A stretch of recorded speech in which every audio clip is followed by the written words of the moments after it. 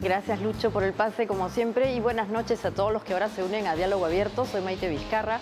El día de hoy tendremos cosas interesantes para ir cerrando la semana, un análisis al ámbito político, pero particularmente a lo que está pasando en el Parlamento. Se va a renovar la mesa directiva a raíz de que se requiere completar justamente al primer vicepresidente, la posición del primer vicepresidente después del deceso del señor Hernando Guerra García. Vamos a hablar de esa situación y de, obviamente, algunas cuestiones éticas que son propias, lamentablemente, de nuestro Parlamento con el analista político Iván Arenas. Después hablaremos de xenofobia en niños y adolescentes. Son conductas que se transmiten en las casas, obviamente también en la sociedad, y estará con nosotros una representante de UNICEF, la encargada de los temas de cambio social. Así que no se vayan, que es un tema importante porque sin querer estamos transmitiendo conductas que no queremos que eventualmente también nos pasen a nosotros. Y para cerrar hablaremos de ciencia. El CONCITEC está promoviendo que los científicos hagan divulgación de sus ramas de investigación de una manera particular, al mejor estilo de lo que se conoce como monólogos o los stand-up. Así que va a ser interesante ver este tipo de prácticas porque vamos a ir a competir a España y vamos a ver qué tal lo harán nuestros científicos. Así que sin más dilación vamos a ver cuáles son las noticias para que usted cierre su día hoy. Adelante. Si es que ella en este caso ha caído en contradicciones o mentiras, por supuesto, va a tener que esto pasar por la Comisión Ética. Como se ha presentado, quedan bastantes dudas, por supuesto, al respecto, ¿no? Acá, porque la congresista Roselia Muruz es de mi bancada, de Avanza País, no va a existir ningún blindaje ni protección alguna.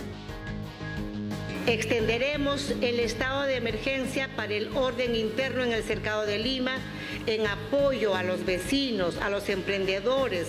Señor alcalde de Lima, ya tiene la norma habilitante para actuar contra la delincuencia en su jurisdicción. Cuente siempre con el apoyo de nuestro gobierno, la Policía Nacional del Perú y las Fuerzas Armadas.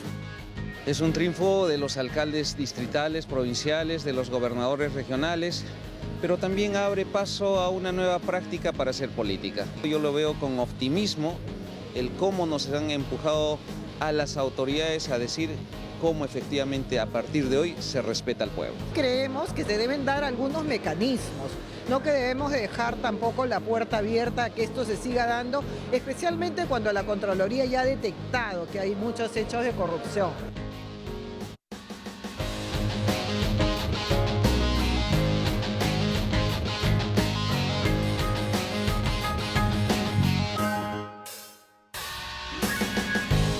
Bien, vamos a empezar entonces con nuestro primer diálogo abierto y está con nosotros, como habíamos dicho, Iván Arenas. Buenas noches, Iván.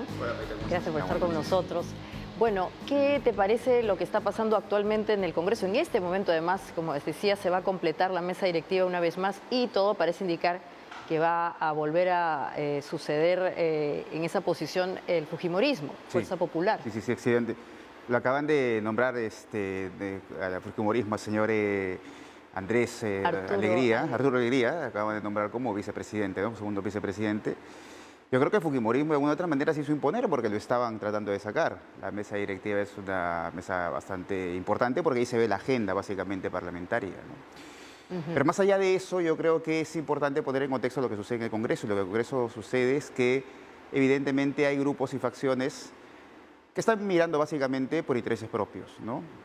En el Congreso no hay los grandes debates de las reformas, no hay los grandes debates de la modernización del país, los grandes debates de qué hacer con el Estado, qué hacer con el mercado, los grandes debates que le interesaría a la ciudadanía. Es decir, yo creo que el Congreso está en un carril absolutamente distinto a la de ciudadanía, ¿no? El Congreso está en la política formal, digamos, en la política oficial, y hay otra política que es la inmensa mayoría, que es la población que de alguna otra manera está sufriendo los embates de la crisis económica, básicamente de la inflación, ¿no? Claro, entonces, Iván, ¿tú crees que no va a haber ningún cambio en verdad ahora que justamente va a asumir otro representante de Fuerza Popular en esta posición? O sea, sucedería al señor Hernando Guerra García. ¿No va a haber ningún cambio, crees tú? ¿Será más de lo mismo? ¿Cómo ves tú el final de este año? Que en verdad es un año complicado, el tema económico, la inseguridad. Sí, lo que es increíble, mira, fíjate que este Congreso de alguna otra manera fue un Congreso que detuvo las oleadas insurreccionales contra el gobierno constitucionalmente, digamos, y de la Asociación Republicana establecido con el gobierno de Dina Boluarte, pero este mismo Congreso es un Congreso de facciones, es decir, tú cuando ves a la mayoría, a la primera mayoría, que es Fuerza Popular, con una vocación no solamente estatal, sino de vocación de ganar las elecciones, y te das cuenta que no tiene una agenda de reformas para el país, porque no la tiene, entonces te vas a dar cuenta que los otros grupos tampoco la tienen. Ya. Entonces, básicamente facciones. Lo que yo creo es que acá la correlación de fuerzas es una correlación de fuerzas, básicamente de fuerzas y debilidades, ¿no? Y la debilidad del Congreso es esa, es decir, la debilidad del Congreso es frente a la aprobación de la ciudadanía, pero además el Congreso tiene una sola voluntad, que es quedarse hasta el 2026, ¿no? Sí, pero es interesante lo que dice lo de las facciones, porque curiosamente uno de los partidos más organizados y que actúa de manera más orgánica es justamente Fuerza Popular. Digamos que si comparamos con esas facciones que mencionas, tienen una cierta, el término es muy común en estos ambientes, disciplina, Sí. que hace que justamente actúen de manera coordinada. ¿Tú no crees que esto podría ser un elemento que eventualmente le llame a la directiva de Fuerza Popular a introducir algunas reformas? Bueno, el señor Guerra García introdujo algunas cosas, el tema de las AFP, por ejemplo, lo estuvo viendo la señora,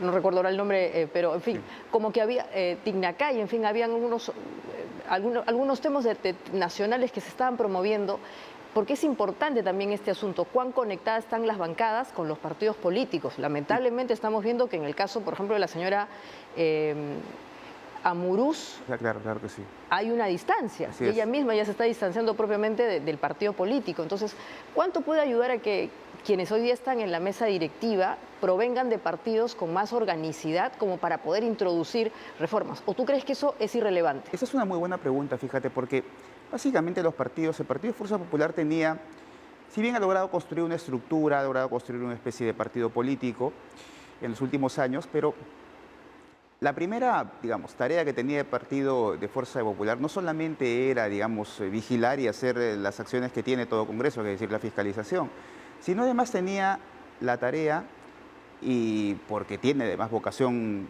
electoral, vocación presidencialista, tenía la tarea además de que pueda proponer una agenda de reformas frente a la ausencia del gobierno, es decir, el gobierno no está haciendo política en el sentido de reformas. Tú vas al sur y el gobierno no tiene una agenda para el sur hasta ahora, a pesar de que se dice con Punche Perú no está funcionando. Pero tú te das cuenta que Fuerza Popular tampoco tiene una agenda de reformas. Y Fuerza Popular es un partido reformista, es un partido que viene por esencia reformista desde Alberto Fujimori. Entonces, Fuerza Popular ha perdido ese brío, digamos, no solamente reformista, sino anti-establishment también, ¿no? Frente a eso, otras bancadas como Alianza para el Progreso tampoco tienen una agenda reformista. Entonces, frente a eso solamente tienes a un Congreso que está lleno de facciones, pero además un Congreso que quiere quedarse hasta el 2026. Sí. Eso es nada más. El lunes se va a hablar del sistema de pensiones y yo me refería también a esta congresista Rosángela Barbarán, sí, que es una de las que han metido ese tema. Eventualmente pensaba que alguna de esas medidas o reformas más nacionales podrían tener eco, pero otro tema también está vinculado con los temas vinculados a comportamiento y judiciales. Acá tenemos una lista lamentable, Iván, de quiénes son los congresistas que tienen investigaciones de la Fiscalía, del Ministerio Público y de la DIRCOTE. Y están los señores Nirbardo Tello, Guillermo Bermejo, Gilson Ramos, Emerson Delgado, Aníbal Florentino, Bernardo Quito, Valdemar Cerrón, Guido Bellido, Fernando Herrera, Alex Flores, Alfredo Pariona y Elizabeth Medi. Bueno, una mujer, lamentablemente, parece que todos iban a ser hombres.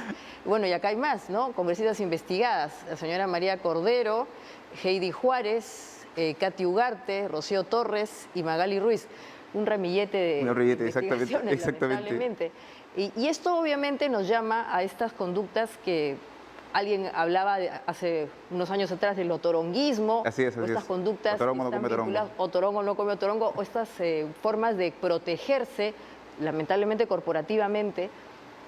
¿Cómo ves la situación? O sea, ¿tú crees que esto ya es endémico? ¿Nos tenemos que de alguna manera conformar con lo que va a pasar hasta sí, que acabe yo creo este que gobierno? sí. Mira, fíjate, lo que pasa es que no hay línea política en todo el sentido de la palabra. Y cuando te digo línea política, no hay un programa que unifique, por ejemplo, la centro-derecha que existe en este país, ¿no?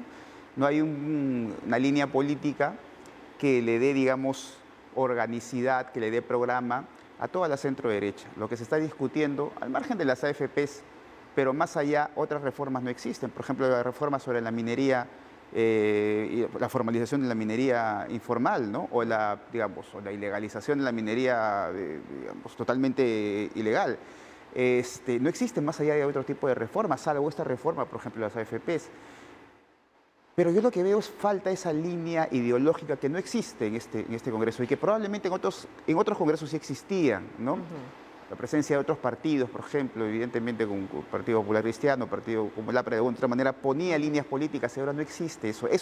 Y el divorcio, hay un divorcio entre la ciudadanía, es decir, entre la calle, entre los sectores populares, entre los mercados populares, con la clase social, con la clase política y especial con el Congreso. El Congreso de la República está en las nubes, ¿no? Iván, entonces la agenda es cómo nos quedamos hasta el final del periodo, la sobrevivencia. ¿Tú no crees que hay oportunidad para plantear temas de mayor calado? Yo creo que hasta ahora no. Me parece, con la entrada, por ejemplo, de Rospigliosi, ojalá que se pongan algunos temas en agenda, porque él viene, es una persona ducha, una persona que viene de la izquierda, sabe hacer política, y yo creo que gana mucho fuerza popular con respecto a su reciente entrada, pero yo creo que es momento de que los partidos empiecen a trabajar programas ideológicos, porque eso es lo que no existe. Y sobre todo esos programas ideológicos amarrados con la realidad de la gente. La gente la está pasando muy mal. O eventualmente que tengan una visión que no sea su propia conveniencia, ¿no? Porque imagínate, esta lista que hemos visto de congresistas también nos plantean que están más preocupados de su propia situación que de su representación o eventualmente su capacidad de investigación, ¿no? Está muy mellada esa situación. Fíjate, mira, te doy un dato. Ningún congresista de Puno puede acercarse a Puno. ¿Así? Ningún congresista de Puno puede hacer un mitin en Puno, porque los votan, sea de la oposición, sea de gobierno, de derecha, de izquierda, de los partidos. No lo pueden hacer. Es porque ahí existe una falta de representación. Es decir, la gente, los mercados populares están en una cosa absolutamente distinta a lo que es el Congreso. Exactamente. Y el Congreso está en un tono absolutamente distinto. Está en las nubes, está en las facciones, está en los intereses, está en las prebendas. Eso es lo que pasa con el Congreso. Y sobre todo, fíjate, cómo es que este Congreso, que pudo, además de tener estas oleadas insurreccionales en contra de un gobierno republicanamente establecido como el gobierno de Dina Boluarte, cómo es incapaz de poder ponerse en agenda algunas cosas elementales que podrían darle al país cierta calma, cierta estabilidad y cierta tranquilidad, ¿no? Exactamente, y como bien dices tú, si van a sus jurisdicciones los que los eligieron, reciben golpes, palos, sí. Por eso se van a Rusia, tan lejos. Por eso se van a Rusia. Ahí, eventualmente consiguen algo de interés. Estas situaciones que bien mencionas tú quitan legitimidad a lo que implica la representación, ¿no? de los congresistas. Ahora, ¿tú crees que esto va a golpear a los próximos parlamentos o podría haber alguna corrección? La tienen muy difícil los partidos políticos o los movimientos que eventualmente quieran entrar en política, ¿no? Sí, mira, fíjate, lo que pasa es que yo creo que va a existir una fuerte corriente anti-establishment, ¿no? Ajá. Una fuerte corriente anti-establishment. Ahora, los Bukelés, los Mileis, los autoritarios. Pero también el anti-establishment puede ser el señor Salvador del Solar. Eso va a depender de qué es el establishment. O sea, el anti-establishment puede venir desde... Qué interesante. ¿Qué es el establishment? El establishment básicamente una construcción discursiva. Es decir, claro. Lima puede ser establishment. Las mismas caras, o sea, cuando tú puede dices, ser, porque hay establishment desde la economía, por ejemplo, ¿no? Yo soy antineoliberal. Pero hay establishment desde el antifujimorismo. Yo soy antifujimorista y por lo tanto soy antifujimorista y soy anti-establishment. Es decir, la construcción discursiva del anti-establishment es una cosa importante para la emergencia de un anti-establishment. El anti-establishment puede venir desde el centro, a la derecha, no interesa eso. Va a venir desde quien sepa construir mejor este discurso. Salvador del Solar tranquilamente puede hacer una cara anti-establishment frente a los que tenemos, al Congreso que tenemos. Un anti-establishment que cree en lo liberal económico, pero es anti-establishment en sí. Claro. O un Pedro Castillo, un Antauro Humala puede ser un anti-establishment, o de la propia derecha puede venir un anti-establishment. O que lo fue, ¿no? Pero en todo caso, como dices, el tema ideológico que a la gente común y silvestre, como bien indicas, no le interesa, porque yo creo que hoy día lo que hay es un gran pragmatismo. Ante una crisis económica tremenda, la pobreza ha aumentado, el próximo año va a ser difícil. Entonces, hablar de cuestiones discursivas creo que a la gente no le interesa. Y es cierto que también el peruano es un personaje emprendedor, es pragmático, ha vivido toda su vida de espaldas al Estado. Entonces, en verdad, si hablamos de ideologías, tal vez esté buscando un mecanismo o una propuesta que le dé más posibilidad de actuar, ¿no? Porque las administraciones públicas que te generan barreras, te cierran el comercio porque no cumpliste con una tontería, en fin. Eso yo no sé si es ideológico, pero sí es verdad que la practicidad se va a valorar más. Sí, hay una cosa que, fíjate, por ejemplo, los mineros ilegales o los mineros informales. Por ejemplo, Puno vota siempre anti-establishment, pero ¿tú crees que en Puno la gente está a favor del socialismo, del comunismo? Así es. No, en absoluto. La gente construye sus propios anti-establishment discursivamente, o sea, ellos mismos. O sea, el discursivo no significa que lo vayan a hacer de una forma elaborada, teórica, no significa. Hay filosofía para no filósofos, decía Gramsci, ¿no? Es que es la calle, que es lo que se escucha, lo que se ve, el sentido común. Entonces, depende quién gane esa construcción, y hay una cosa que es elemental para eso.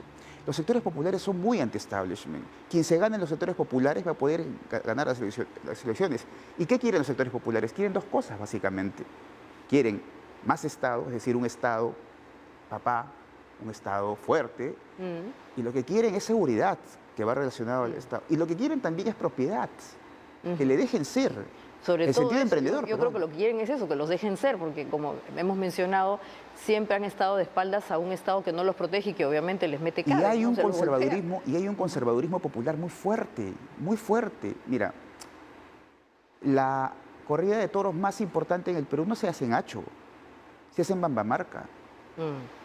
Tú diles a ellos, a ver, estoy en contra de la corrida de toros, es muy difícil. Las regiones tienen un conservadurismo popular muy fuerte, instituciones populares muy fuertes, la familia, el mercado. Tú pones el ejemplo para plantear corrientes más modernas, como por ejemplo que podría ser la gente que protege los derechos de los animales, porque obviamente las corridas de toros, obviamente hay gente que no le va a gustar, digamos, los más modernos ven eso como una salvajada, pero hay un grupo de peruanos que todavía conversa de esa manera. Ese es un debate interesante, un debate de la modernidad versus lo tradicional. Y lo de tradicional, porque en el Perú hay una modernidad popular muy fuerte que no necesariamente coincide con la modernidad occidental.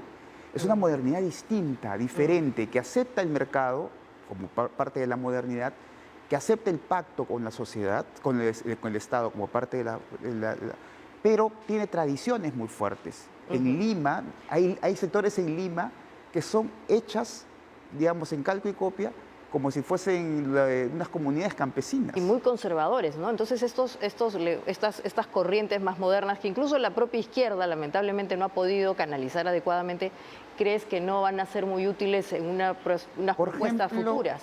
Por ejemplo, ¿qué decía Pedro Castillo cuando recién empezaba? Él estaba en contra del aborto. Hay un periodista que le pregunta, ¿usted está en contra del aborto? No. ¿Usted está en contra de la fumar marihuana? No. ¿Usted está? No. Entonces usted es conservador. Bueno, llámeme como me llame. Esa puede ser, digamos, y la gente empezó a votar por él, es un evangélico, empezó a hablar de Dios, así empezó él. Entonces, lo que te digo es que en este país, los sectores populares,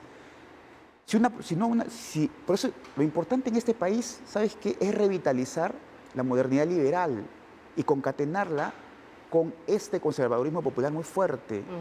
Eso es lo que sucede en este país. A pesar de que el término liberal no está muy bien entendido. Claro, liberal, digamos, liberal en el sentido liberal en el sentido político, es decir, en el compartimiento de las instituciones en el poder judicial, legislativo, el respeto a la propiedad privada, en fin. Ese tipo de liberalismo es un liberalismo que de alguna otra manera, y liberalismo económico, evidentemente, que nos ha traído prosperidad, ¿no? Claro. Y volviendo otra vez, Iván, a la situación del Congreso, ¿no? O sea, lamentable esta situación de que vemos congresistas que cada vez más se complican. El caso de la señora Muruza ahora, que se complica más, porque no solamente es un tema ético, sino que está en torno a personajes que... En una zona gris. No, en una zona gris, como entonces muy oscura. Entonces, en verdad, eso también complica un poco saber quiénes están llegando en la representación nacional. Y eso es una cosa... ¿Con quién, no? Y eso es una cosa importante. Gran parte de culpa tiene la reforma, hay que decirlo con todas sus letras, la reforma electoral, la reforma que se hizo. Porque yo creo que la política es también una profesionalización de la política. Hace falta gente en el Congreso que sean profesionales políticos, que sepan de la hermenéutica de la política. Y eso es lo que no existe. Cuando eliminaste, por ejemplo, la posibilidad de que una persona pueda reelegirse, eliminaste toda posibilidad de que se adquiera experiencia, sapiencia y que eso se transmita a otras bancadas. Pero adicionalmente eso, los partidos políticos no forman cuadros. Los partidos políticos captan cualquier cosa y no hay una formación ideológica ni programática. ¿No? Exactamente. Y para cerrar, Iván, hay 3 mociones ya para interpelar al ministro del Interior. Esta medida de declarar en emergencia algunos distritos de Lima y también del norte no termina digamos, de generar el efecto que se buscaba. ¿Qué piensas al respecto? Porque el tema, y yo no lo digo yo, sino lo dicen todos los entendidos en el caso, el tema es investigación, básicamente eso. Investigación, investigación, investigación. No es que tú pongas el estado de emergencia y te pongas a tomar a cualquier persona. Aquí el estado de emergencia es básicamente investigación. Hay que investigar dónde está la criminalidad, que se sabe. Y además se sabe que muchas personas, digamos, que son parte de las instituciones rectoras en el tema de la justicia, también podrían estar involucrados en eso, como el caso, por ejemplo, de Trujillo, donde el propio gobernador regional César Acuña ha pedido el cambio de un general de la Policía Nacional. Entonces, lo que digo yo es que el problema no es un problema solamente de declarar en estado de emergencia, eso puede ser efectivo para términos políticos, pero aquí lo que hace falta es investigación, no lo digo yo, lo dicen todos los entendidos en la materia. Entonces vamos a ver qué tal le va a ir al ministro. Bueno, muchas gracias por haber estado con nosotros, Iván, ha sido un gusto haberte tenido en el diálogo abierto, ojalá se pueda repetir. Ojalá. Y bueno, y después de esta charla vamos a ir al corte para hablar de, como habíamos dicho, de xenofobia en niños y adolescentes. Pero antes, una foto histórica, a ver, ¿dónde creen que es esto? Ajá, esto es el Palacio de Gobierno, en el año 1862, obviamente es una explanada en ese momento, incluso podemos observar antiguos cajones de Rivera, puestos de venta de artículos de todo tipo, y también se ve el paso de una acequia en el horizonte del actual distrito del Rímac. Otra situación, el desborde popular. Ya volvemos después del corte.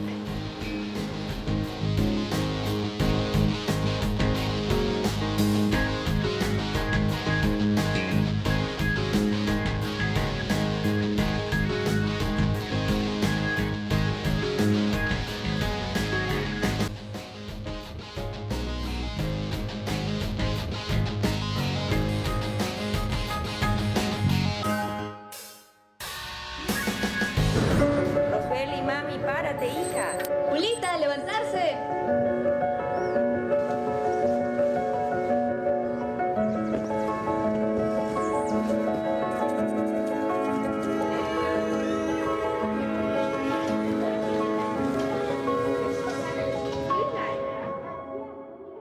Nuestros prejuicios nos separan e impiden que tengamos los mismos derechos.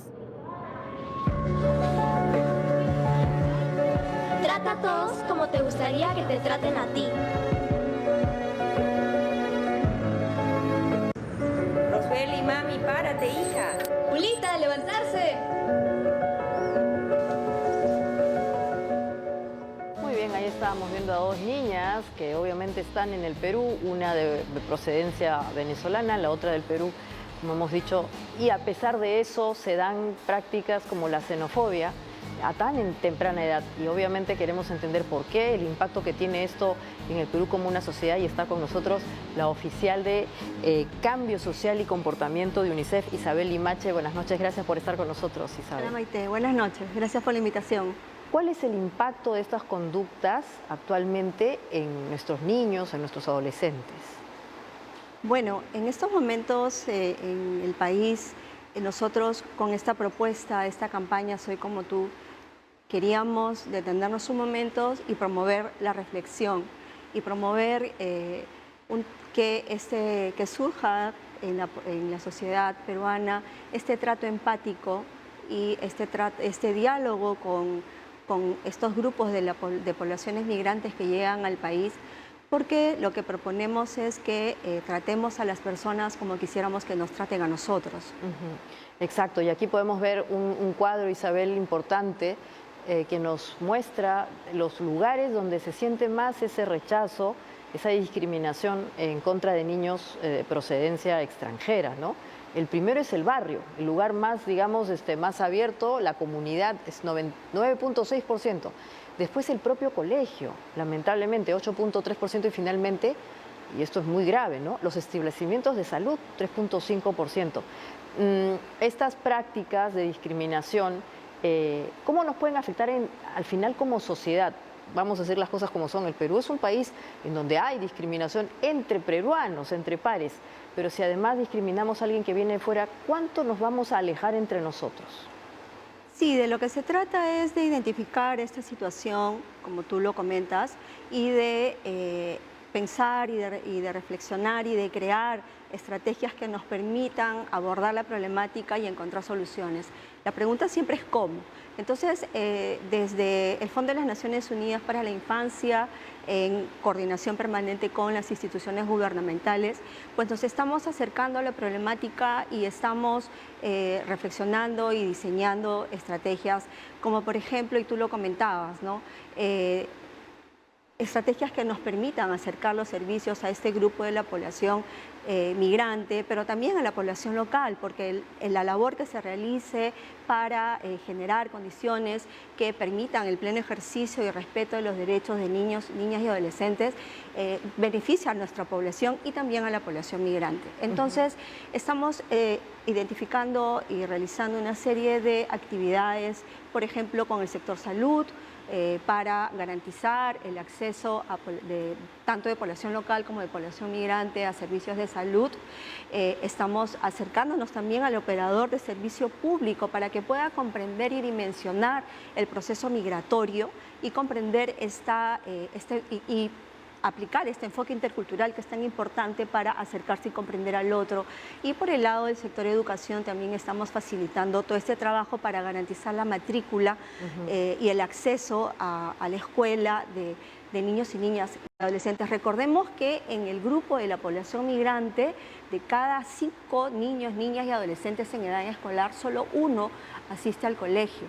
Y por el lado de las brechas de salud, también entre el rango de niños y niñas adolescentes entre 11 y 17 años, más o menos el promedio de la población que accede a un servicio de salud es solo del 12%, a diferencia obviamente del 90% de los niños, niñas y adolescentes peruanos que sí tienen el acceso. Sí, definitivamente ahora vamos a hablar de ese impacto, pero aquí tenemos otro cuadro que nos muestra que esa discriminación es pública, ¿no? Y seguramente de amplio espectro, porque 67.4% siente, estos niños, que los maltratan o son discriminados en la calle y los lugares públicos. Estos pueden ser establecimientos incluso de servicios públicos. En el centro de trabajo es el segundo lugar, 38.3%, y finalmente el transporte público, 14%. Es importante aquí, Isabeli, que nos ayudes. Tú eres oficial de cambio de comportamiento, de cambio social. ¿Cuánto puede ayudar una campaña como la que ustedes están lanzando a que nos demos cuenta que al agredir o al tratar mal a un ciudadano extranjero le estamos haciendo daño finalmente a toda la sociedad peruana? Contribuye mucho, porque de lo que se trata es de visibilizar esta situación que en el día a día y en la práctica diaria, como tú lo comentas, se normaliza y se pierde. Entonces, de lo que se trata es de presentar esta situación y motivar a que la población pueda mirar al otro, mirar al ciudadano extranjero que llega al Perú, mirarlo con empatía, encontrar estos elementos comunes que nos permitan generar historias comunes y que nos permitan construir escenarios en los cuales podemos crear las condiciones para el pleno ejercicio y respeto de los derechos de niños, niñas y adolescentes. Entonces, de lo que se trata es justamente de contribuir a que estas percepciones que pueden tener un alto componente de actitudes negativas, podamos contribuir al cambio justamente encontrando estos elementos comunes, estos elementos que nos llaman a la construcción conjunta de una sociedad en la que tenemos que pensar que los niños, niñas y adolescentes tienen todo el derecho de acceder a servicios como salud y educación, porque los derechos son universales. Claro. El hecho que un niño deje su país como Colombia, Venezuela, Ecuador y llega a Perú no significa que pierda sus derechos, al contrario. Se trata de un deber ético, ¿no?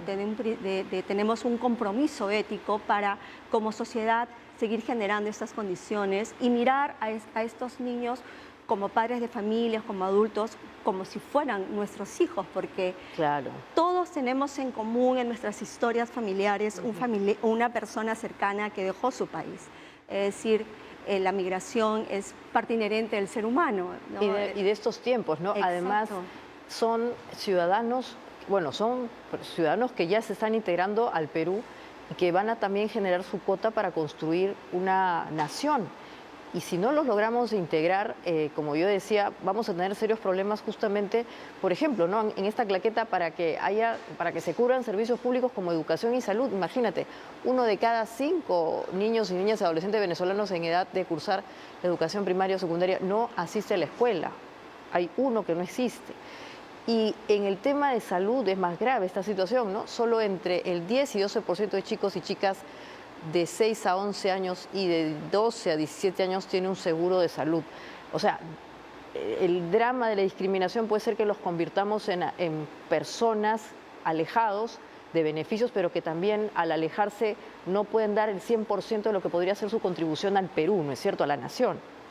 Por eso es que abordar este tema implica un ejercicio ético, un ejercicio de solidaridad y de empatía y de encontrar en estas cifras también esta gran posibilidad, como tú lo comentas, de generar estas condiciones y de mirar esta gran posibilidad que, por ejemplo, representa este bono demográfico, porque este grupo de niños, niñas y adolescentes en un futuro cercano se convertirán en este grupo de personas que dinamizan la economía y que en su momento pues tendrán que asumir el cuidado de esta nueva generación de niños, niñas y de adultos mayores.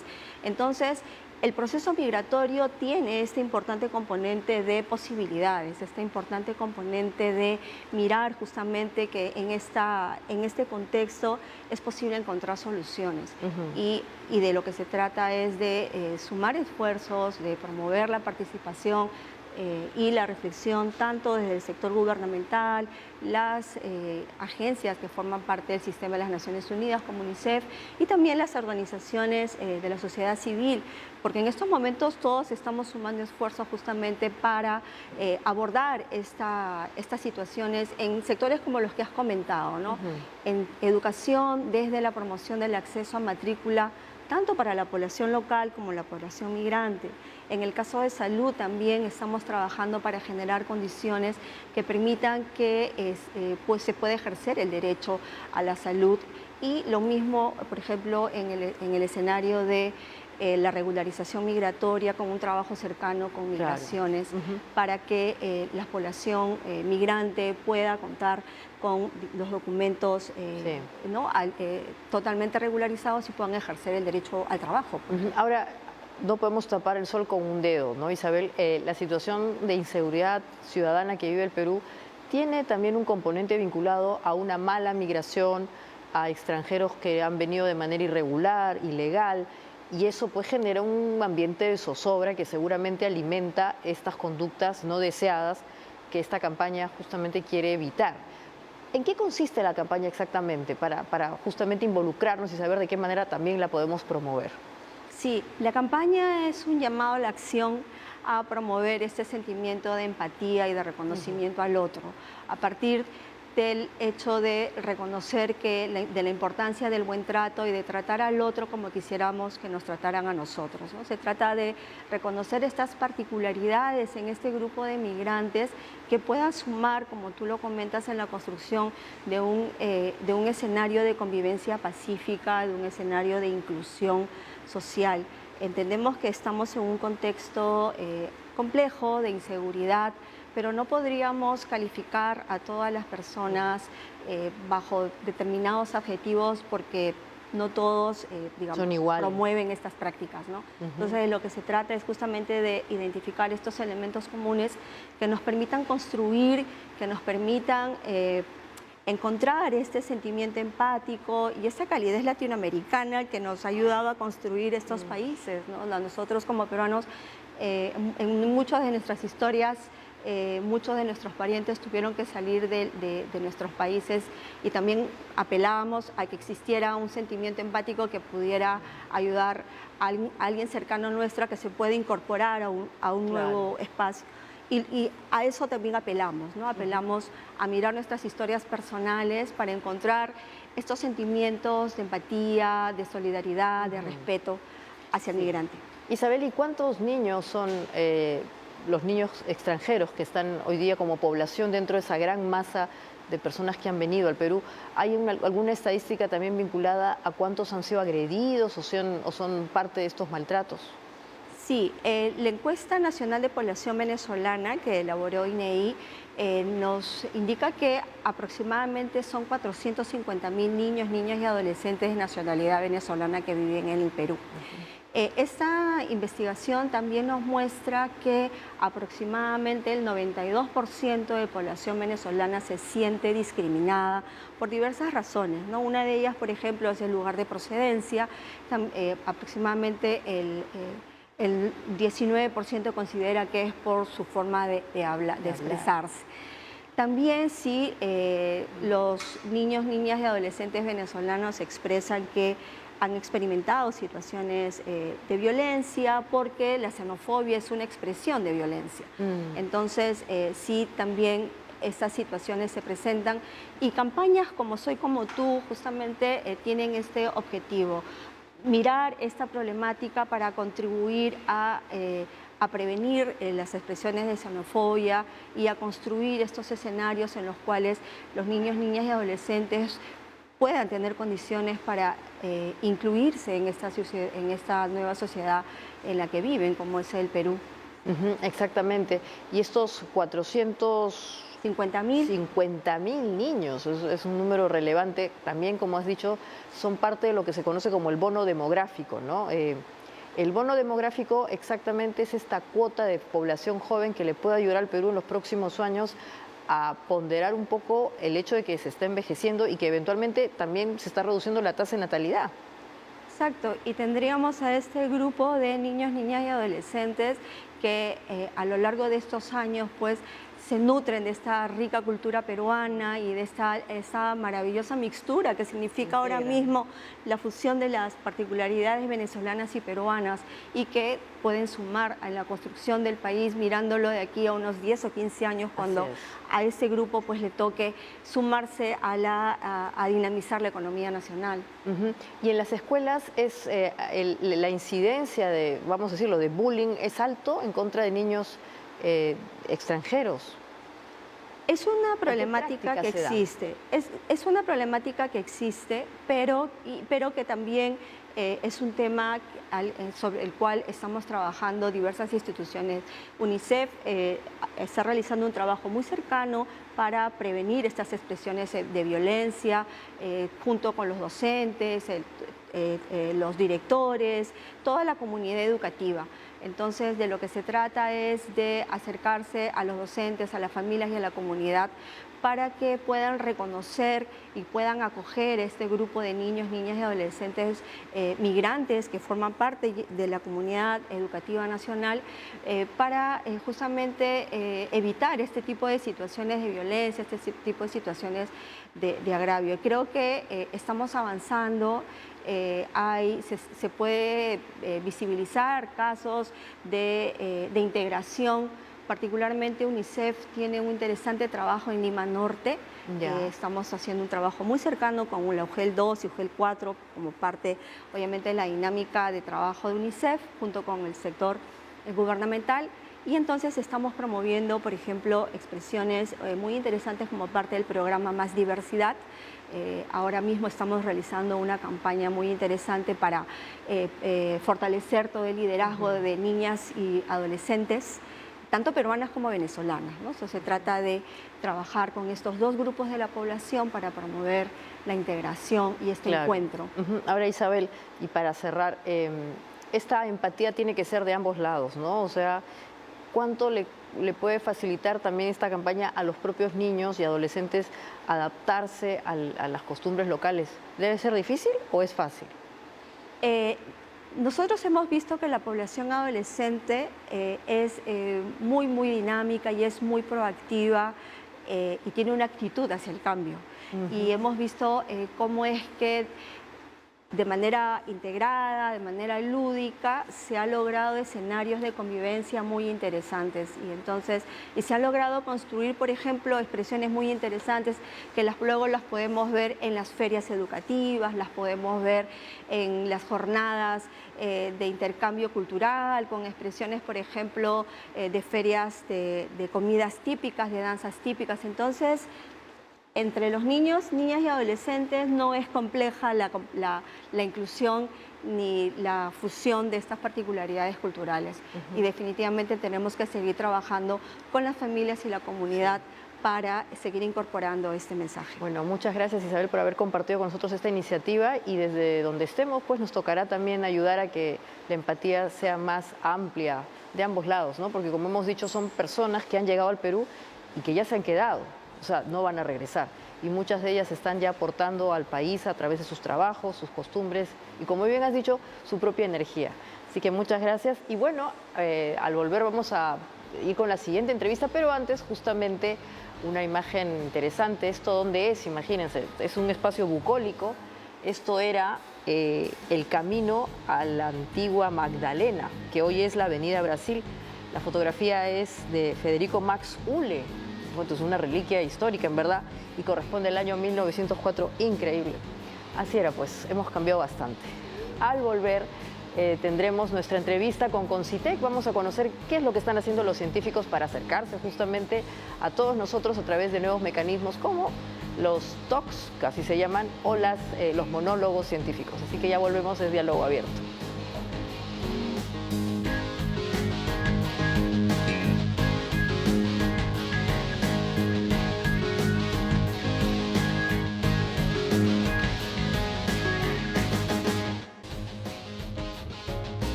Estamos con la doctora Mayra Flores. Ella es especialista de la Oficina de Divulgación o de Popularización de la Ciencia del Concitec. Buenas noches, Mayra, gracias por estar con nosotros. Buenas noches, Maite, gracias por la invitación. Bueno, tú eres doctora en química. Eres una científica que además durante mucho tiempo, 20 años me comentabas, has estado tratando de acercar la ciencia a todo el mundo, ¿no? La popularización tiene que ver con eso, pensar que la ciencia también nos interesa a todos y está en nuestras propias vidas. Pero ahora vienes a contarnos un nuevo mecanismo a través del cual los científicos van a tratar de reforzar esa popularización. Así es, justamente vamos a tener el día de mañana la final nacional del concurso de monólogos científicos, que es una nueva tendencia que ha nacido en el Reino Unido ya hace más de 10 años, llegó a España, empezó a hacerse popular en español y a través de España está promoviendo a todo Iberoamérica, así que el concurso iberoamericano será en noviembre y por eso Perú mañana decide quién es su representante peruano, porque nosotros ya desde el Concitec hace 2 años venimos promoviendo esta técnica, hemos dado justamente cursos, ya hay 60 investigadores que han aprendido esta técnica y 6 de ellos pues han sido seleccionados y mañana en el auditorio de la UNI, la Facultad de Ciencias, a partir de las 4 de la tarde, ingreso libre si alguien quiere acompañarnos a elegir a nuestro ganador peruano, representante peruano en monólogos científicos en Madrid en noviembre. Claro, y estos monólogos lo que hacen es simplificar, vamos a usar este término, lo que un científico hace, un descubrimiento, una molécula, una fórmula, no sé. Exactamente, es un gran reto porque normalmente a los investigadores les encanta hablar sobre la metodología y se pueden pasar 3 horas hablando de su molécula, de su investigación. Tienen que solamente en 3 minutos contar qué es lo que han hecho, por qué es importante, cómo impacta a la sociedad. Entonces es un gran reto, realmente han sufrido porque ya han empezado desde 10 minutos a 5 y ahora mañana el gran reto, 3 minutos nada más tienen porque el tiempo es un estamos viendo importante. algunos estas son las personas que están compitiendo, ¿no? Estamos viendo algunos científicos. Justamente. ¿Y de qué ramas son estos científicos? Bueno, hay de física, hay de biología, ingeniera pesquera, ingeniero electrónico, ingeniera química, así que nutricionista también, así que hay una variedad enorme. Lo único que se requiere es que hayan estudiado alguna carrera de ciencias o ingeniería y ya depende ahora más que todo la habilidad para comunicar esa investigación o ese trabajo en ciencia. Y ciencias entendidas también no solamente exactas, sino también ciencias sociales. ¿O solamente exactas? Los monólogos científicos por ahora se está focalizando sobre todo en ciencias básicas, que son las que menos conoce la población, ¿no? Cómo nos impacta el avance científico en ese sentido, en la tecnología, en por qué es importante invertir, sobre todo, por qué es importante invertir en ciencia, porque normalmente a nivel mundial la mayor inversión en ciencia lo hacen los estados, ¿no? Entonces, ¿por qué es importante? Entonces, eso es lo que normalmente ahora se está promoviendo, las ciencias básicas e ingenierías, por supuesto. Sí, y tú mencionabas hace poco a Isaac Asimov, que en verdad era un divulgador, no necesariamente era un científico. Antes habían, digamos, curiosos que se metían a estos temas y hacían periodismo o comunicación, pero hoy día también es importante que los científicos comuniquen. Por ahí que aparece un celebrity en el TikTok. Bueno, Isaac Asimov fue doctor en bioquímica. Él empezó como una carrera de ciencia, pero vio la necesidad, como muchos divulgadores, creo que también en mi caso, de que es importante no solamente conocer o producir conocimiento científico, sino contarlo a la población, pero en un lenguaje que puedan entender, ¿no? Porque tú sabes que los científicos manejamos un lenguaje muy técnico que muy pocos pueden entender. En cambio, hay que contarlo de una manera más cercana, sobre todo visualizando por qué es importante, qué es lo que va a mejorar en la sociedad, en cada persona, cómo puede impactar. Exacto. ¿Y tú tienes TikTok o alguno de estos candidatos tiene TikTok para buscarlos en las redes sociales? Bueno, les recomiendo que vean las redes sociales de Concité, porque por ahí vamos a poner todas las redes sociales de, por supuesto, nuestros primeros 3 ganadores, 1, 2, 3, tercer puesto, y pueden seguirlos a todos allí, ¿no? ¿Y la expectativa cuál es en España? ¿Cómo estás viendo la performance de nuestros representantes? Bueno, no voy a negar que al inicio decíamos, bueno, no sé si llegaremos a ganar, sí vamos a representar, pero ahora ya he visto 2 que digo, bueno, yo creo que tenemos muchas expectativas de sí poder quedar en un muy buen lugar en España, que va a ser genial, ¿no? Porque España nos lleva ya a la delantera, este es su concurso 5º, 6º, 7º, no lo sé. Ellos llevan muchos años ya promoviendo esta final, incluso la final en España fue en mayo ya, o sea que ellos vienen ya varios meses entrenando a su ganador. Nosotros, bueno, no estamos haciéndolo a ese nivel, pero sí tengo confianza de que nuestros monólogos están a un nivel interesante de poder competir y dejar muy bien al Perú. Claro que sí. Ahora, 3 minutos... bueno, en televisión y en las redes sociales es muchísimo tiempo, pero como bien has dicho, a un científico le cuesta simplificar. ¿Qué técnicas les han facilitado justamente para que lo logren? Han hecho unas técnicas de storytelling, de redacción, de monólogos y sobre todo hemos tenido entrenadores muy buenos, ¿no? A ver, de su monólogo que habían escrito para 10 minutos, han cortado muchísimo y quedándose especialmente por qué has querido hacer esa investigación, cómo es que esa investigación va a ayudar a la sociedad, ¿no? Y alguno que otro dato interesante, sobre todo para poder explicar la parte científica, la metodología, pero algo muy sencillo realmente, ¿no? Pero lo que queremos es que tengan un vistazo rápido de esa investigación y captar la curiosidad. Lo que queremos es captar la curiosidad, que eso es el primer paso importante, porque luego ya la gente empezará a leer un poquito más, ¿no? Entonces, ese es el objetivo principal, captar la curiosidad y saber 2 o 3 cosas de qué está haciendo ese investigador. Con eso ya hemos hecho un paso adelante. Claro que sí. Además, probablemente les va a servir también cuando vayan a convertirse en emprendedores científicos, ¿no? Parte del hecho de buscar financiamiento quiere decir que tiene que ser una campaña de venta y saber comunicar es importante. Exactamente, tanto como para hacer emprendimiento, empresa o también para buscar un proyecto, ¿no? Porque también para buscar un proyecto hay que saber venderlo. ¿Y cómo? No lo dirás quizás directamente, oralmente, pero sí escrito. Entonces, esa metodología te cambia un poco el chip de cómo vender tu proyecto. Y eso es lo importante, cómo venderlo, ya sea para interesar a una persona, porque el conocimiento es importante, o para buscar patrocinadores también. Sí, y para cerrar, Mayra, la oficina que tú, de la que tienes también participación en el Concité, ¿qué otro tipo de mecanismos de popularización tiene?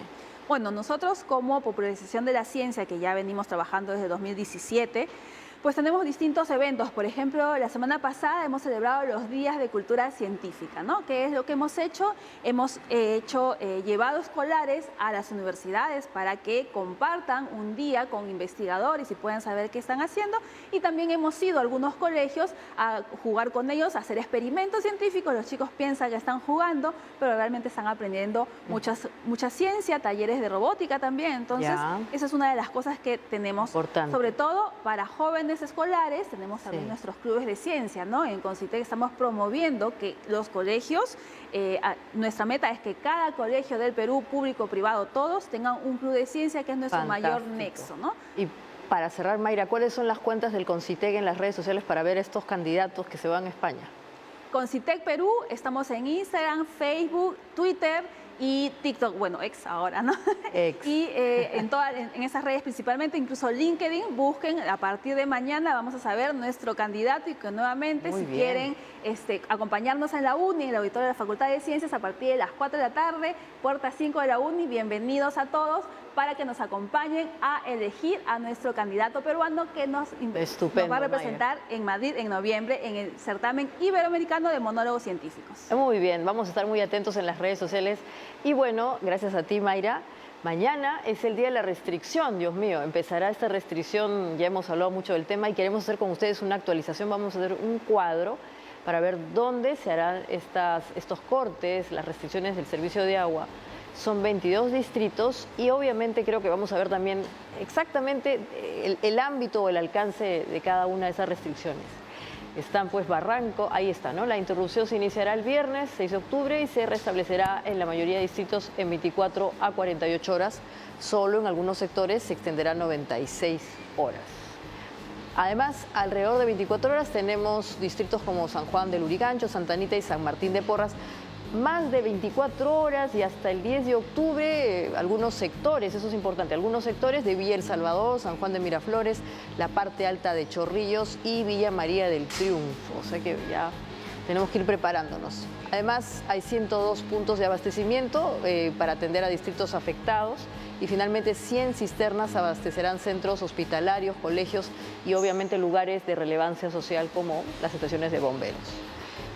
Bueno, listo, guerra avisada no mata gente, ya estamos preparados y vamos a volver con vamos a ir ahora con algo,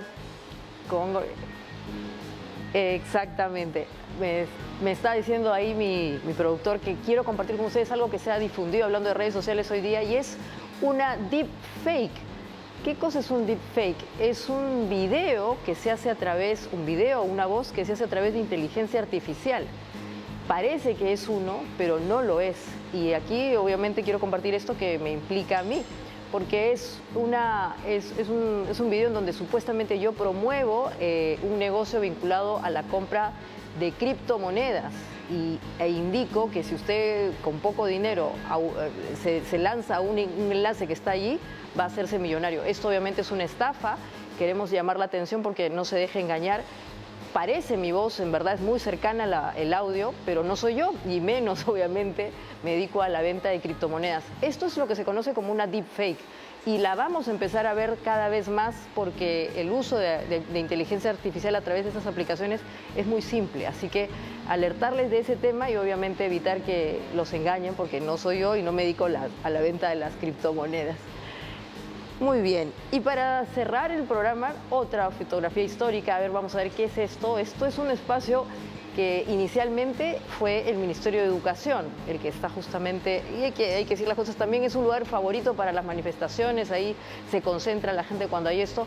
En ese momento, en 1951 me parece, frente al Progreso de San Marcos, esta fotografía, ¿no? Lo que estamos viendo ahí, esas casitas son parte de los techos de San Marcos, ¿no? En primer plano son destartaladas claraboyas de la anciana universidad y obviamente podemos ver el contraste entre la modernidad en ese momento y lo que correspondía a lo viejo, ¿no?